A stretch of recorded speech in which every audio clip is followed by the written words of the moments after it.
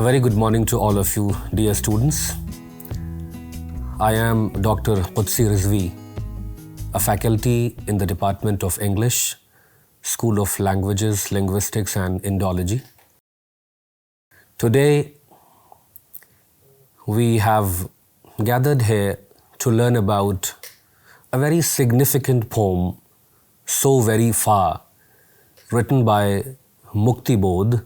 We are going to know about the poet and his style and beliefs, analyze and appreciate the poem, understand its social context, and we'll try to unearth its message.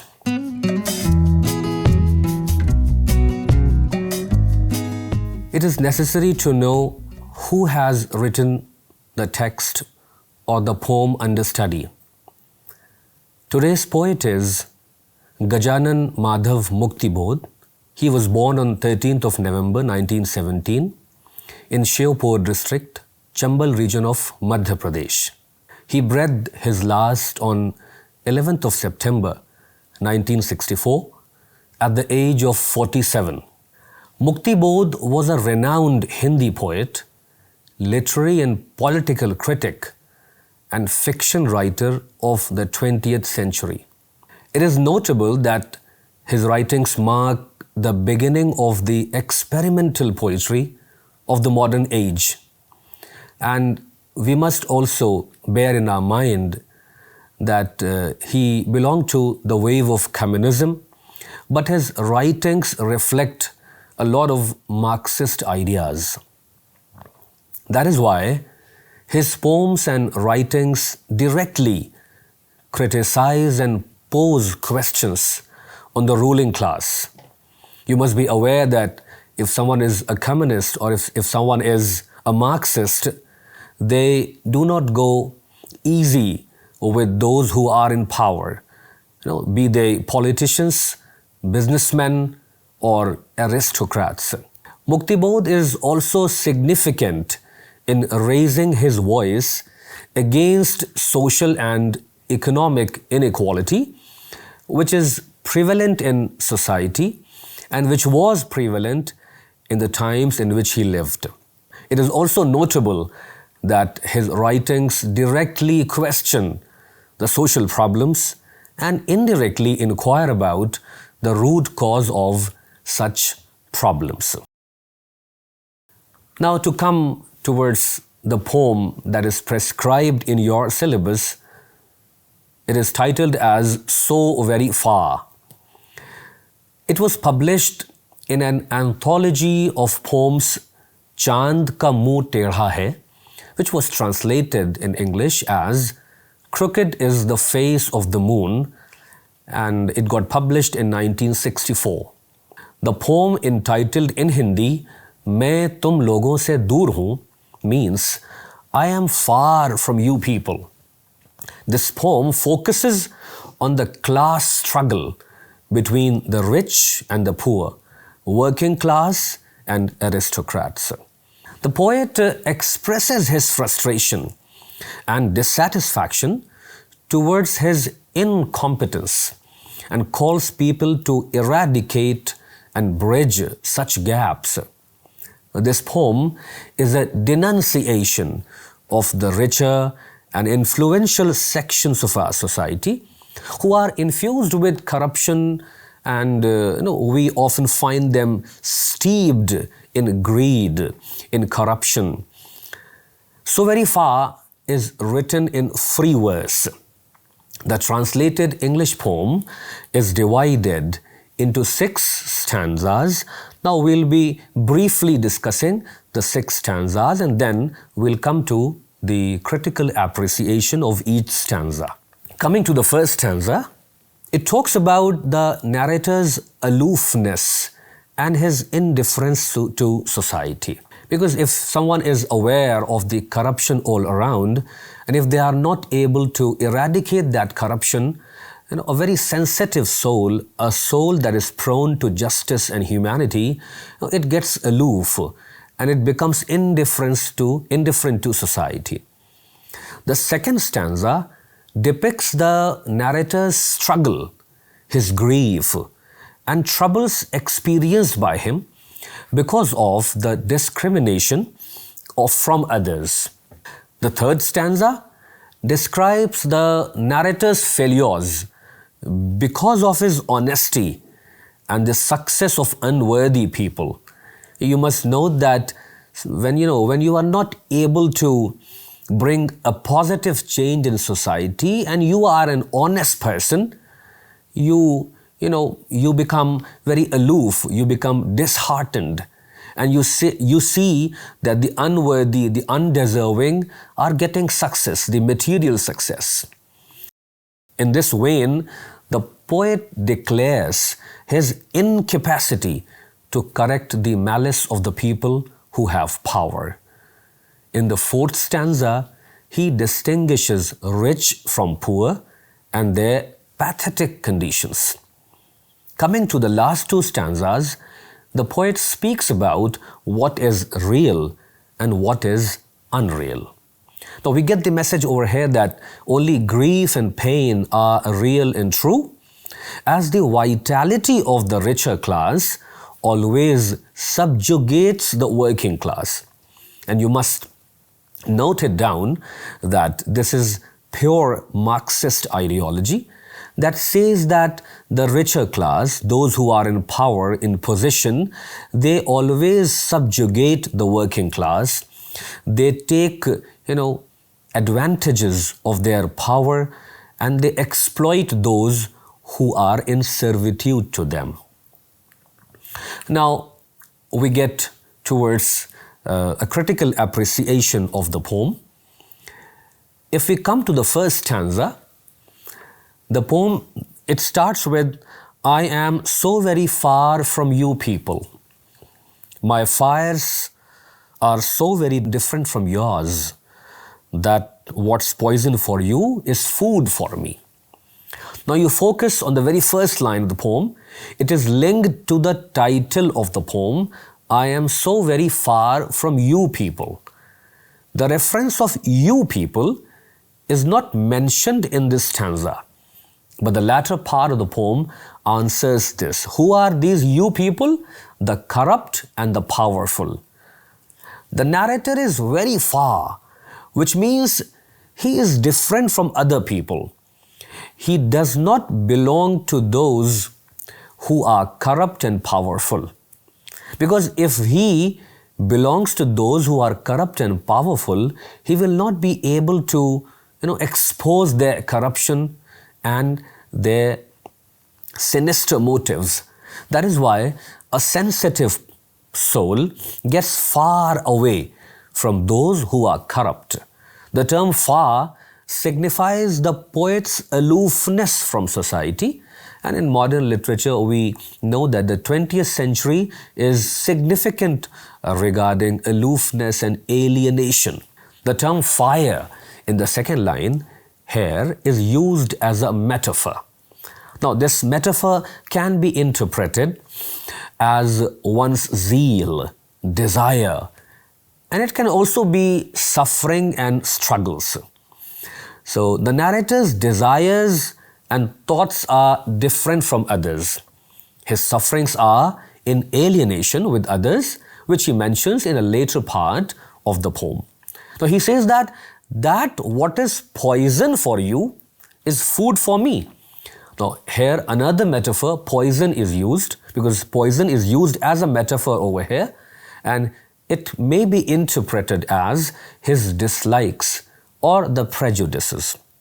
So what is poison for the aristocracy? What is poison for those who are in power? Poison for them is alienation. Poison for them is disease. Poison for them is suffering. Poison for them is poverty.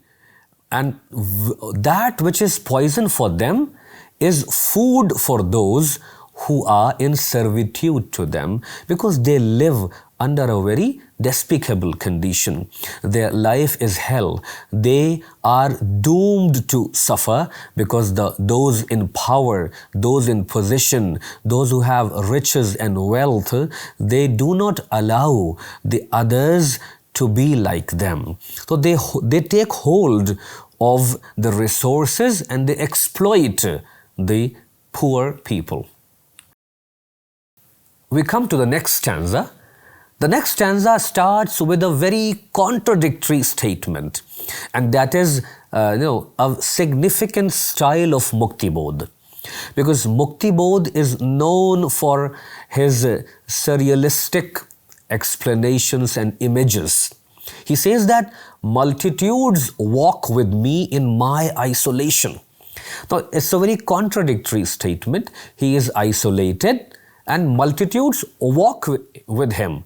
He says that even though there are many people in his vicinity, in his proximity, the narrator feels abandoned because he is not dear to any of them and he is deeply hurt by their deeds. Because you may be living with thousands of people around you, but that does not mean that you are also connected with them. If people are of different nature, if they are unjust, if they are corrupt, if their souls have gone bleak and they surround you, it doesn't mean they also love you or you love them back. So you may be walking with thousands of people daily, but you may be isolated with them because your values, your philosophy, your ideology doesn't match with theirs. Some people who are also suffering like the narrator are described as friendly hands. Now, he's used this word, this expression, friendly hands. These hands who support the narrator, they are friendly. And because they are friendly, because they support the values of the narrator, they are saddened at the bad affairs in society. He also states that he is physically abused by these people, both in public and private places. Now, we know throughout the history, history is witness to all such facts that if you do not follow the status quo, if you do not follow the powerful, the corrupt people and their ideologies, if you don't conform to their values, to their philosophy, to their ideology, you will be physically abused and mentally tortured till you start following and accepting their beliefs and practices. So the poet says that he is physically abused by the people who are in power, who are corrupt, and he has been abused both in public and the private places. He says in the poem, "You rain your blows on me," which means he has been attacked several times. He further says, "Leaves of our blood-stained epics fly in our fight." Now here he has used the word epic. An epic is a very long poem which is significant of heroism. So leaves here may represent rags or clothes which are stained with blood during the fight, and we can also interpret with the help of epic that the narrator can be considered a heroic figure as he is fighting against mighty people. We come to the third stanza. In the third stanza, the narrator talks about his failure. Because when you are living in a society which is steeped in corruption, which doesn't mend its ways, which has hollow examples and hollow ideologies, people who are just, who love humanity, who have principles, who follow good values, they talk about their failure. The poet says that he is covered in the trash of heaps. It's a very beautiful image over here. The imagery is, the poet is used for his, uncommon imageries. He says that he is covered in the trash of heaps. The word trash can be interpreted as waste material, or it can be bitter criticism of the society. Because, if you are not following the path of society, which is a corrupt path, you will be bitterly criticized. In a jungle of thugs, in a jungle of bad people, if you are a good person and if you want to follow humanity, if you want to follow goodness, you will be criticized by such people because of your goodness, because of your honesty, and because of your humanity. Now, another word which is used is spiral. This spiral is the age-old symbol of intuition. Here it symbolizes an inward journey in realizing one's own identity. Now, in a jungle of corruption, you need to know your identity because you are different from those who are in power, those who are corrupt. Now he says that, I quote the line from the poem, finding heaps on the spiral staircase of corruption and cash. The above line is an instance of a metaphor. The staircase connects two different levels of floors, up and down. So in a society, there are people who are in an upper position, who are up in the ladder of society, and there are majority who are down, who are called downtrodden, wretched of the earth, those who are poor, those who belong to the have-not section. So people who belong to the have section, they are at the upper floor of society, and those who are in the have-not section, they are at the down floor. So the spiral staircase connects the people who are above and who are below. So this is an indication of the connection of individuals from different layers of society, because we know the present society is a very stratified society. It has a lot of strata. There is middle class, upper middle class, rich class, elite class, poor class, very poor class, below the poverty line people. So he says that when he was traveling in the society, making his way up and down, he found corruption and cash everywhere. Everywhere people were trying to use cash in order to gain something. So corruption was like a spiral staircase through which people could go up in the society. As the narrator is passing through the spiral staircase of corruption and cash, and you can relate with this, that our present society is like a spiral staircase of corruption and cash. From top to the bottom, there is corruption, and that is built upon greed. Now, the sensitive soul, those who are sensitive, those who have values, those who have morality, those who are ethical, they find only failure and heaps of trash. His intuition says the material things which are earned out of corruption are waste in society. And then he says, and though I have gone straight, he says that I tried to be honest, I tried to walk on the straight path, I am still bitter in what I do, hate the poison. Now, even if you are honest, even if you are a principled man, you try to walk on the straight path, the powers of corruption, the waves of corruption, they will be bitter upon you, and the poison will be given to you. That if you do not follow the status quo, if you don't follow the corruption and the corrupt principles, you will be criticized, you will be beaten black and blue. Now we come to the last stanzas, that is the fourth, fifth and sixth stanza. This is the stanza where the narrator or the poet, he talks about modern technological innovations which can be enjoyed only by the richer sections. And we know that the rich class is getting richer and richer, and the poor class is getting poorer, and the gulf is widening day by day.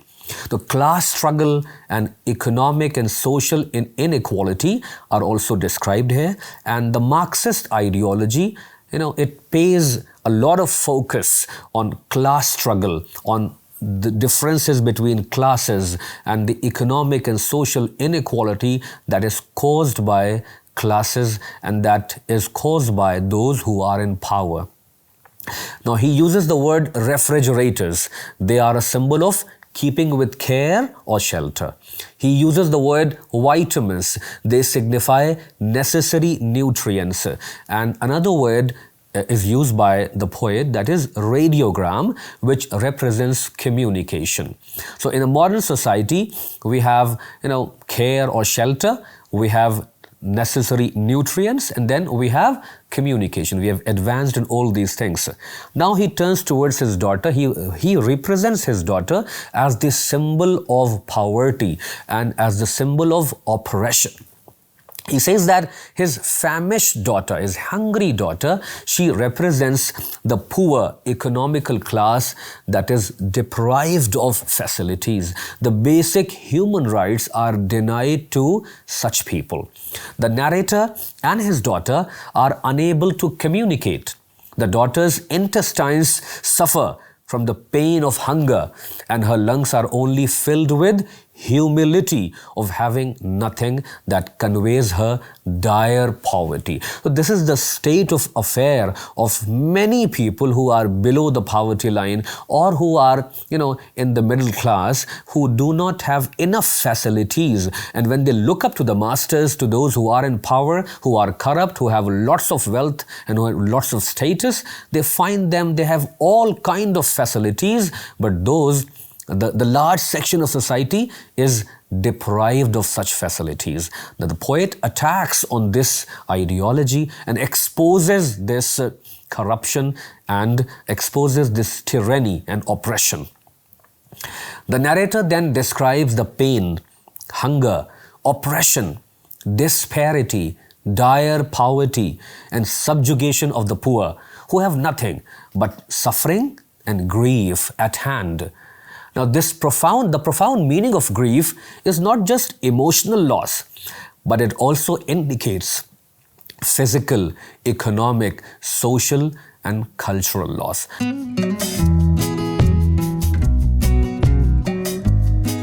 In today's lesson, we learnt the background of the poet, his beliefs, his works, the diction and syntax of the poem.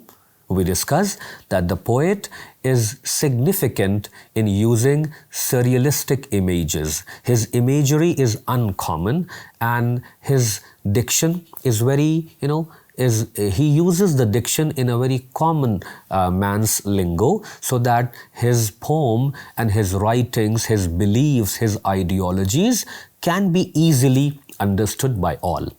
We also critically appreciated the poem So Very Far.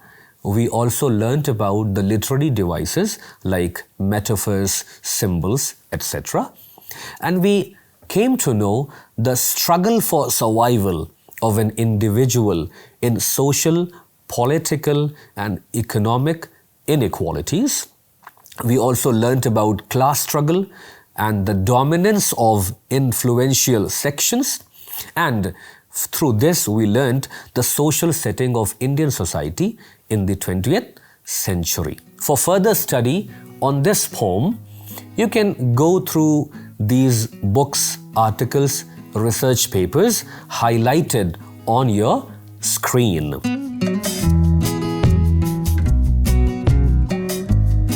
For more information, you can contact us on the address visible on the screen.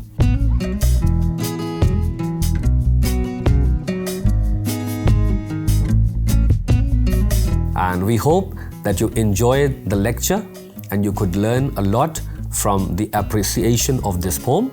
We'll meet again with some other topic next time. Till then, goodbye.